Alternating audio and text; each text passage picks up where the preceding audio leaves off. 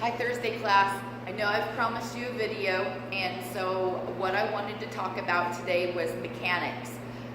This is something that I've added in the puppy classes since you have begun. The mechanics of dog training is super important because when we are training our dogs, if we have our hands in our bag or our hands in the pocket, then the dog is anticipating getting the reward instead of performing the behavior to begin with. All they're focused on is that treat pouch or your pocket.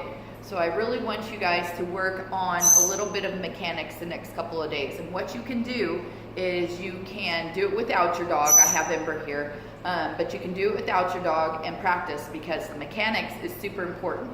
So the first thing that I want you to do is get yourself a treat pouch or make sure that you have pockets when you're training. Your hands always have to be at home base. Home base is here, not here ready to dig in your pouch. For me, this is a bad habit for me too. I tend to hold my hands behind my back like this. That way, when I go to grab, it is purposeful, and then I can stick my hand in the bag and then I can reward my dog. So to have my hands behind my back helps me. But a lot of people put their hands here, and even to remind them, they may even put some tape on their pants so that they can remember to keep their hands in this place. So we're gonna do a couple of things with Ember really quick. I've been teaching her to back up by shaping. What that means is she's making the decision to do it, and then I'm rewarding her. All right, so let's give it a try. Ember, touch. Yes.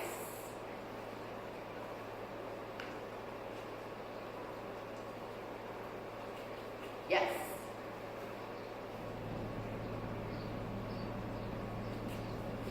Yes.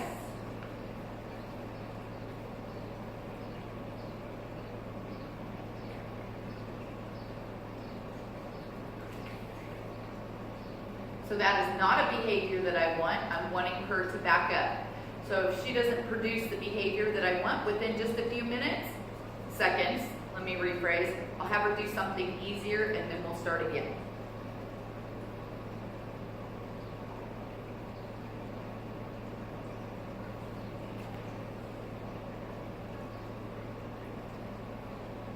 Touch.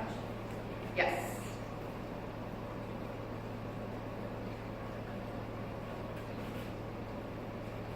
Yes. So that time I expected her to go back just a little bit further. I'm going to bring her up here a little bit closer so maybe you can see. Come over here, baby. Thank you. Yes.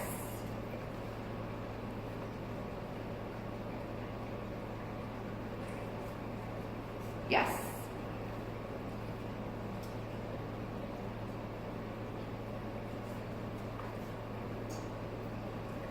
Yes.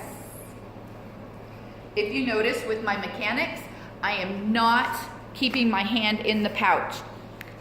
What I'm seeing a lot in classes is we're asking our dogs to do something and we're asking them like this and we already have our hand in our pouch. So the dogs are more focused here. If you can see Ember, she's watching that pouch. However, if I have my hands behind my back or at home base right here, then our dogs are going to be paying attention to the cue that we gave them, whether it be sit or down or anything like that. When you're practicing at home, if you don't want to practice with your dog to begin with, and you want to practice on the mechanics so that you can get a hang of it, what I want you to do is this. Sorry, I needed to get something so you saw. All you're going to do is you're going to practice with your clicker and with your treat pouch. So put your hands at home base and you're going to click, reach, grab, set it in the chair, hands at home base.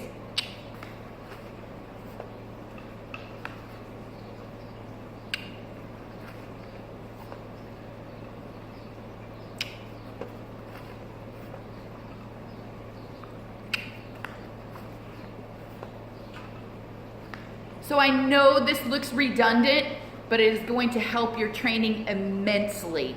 Give it a try, and I'll see y'all tomorrow night in class.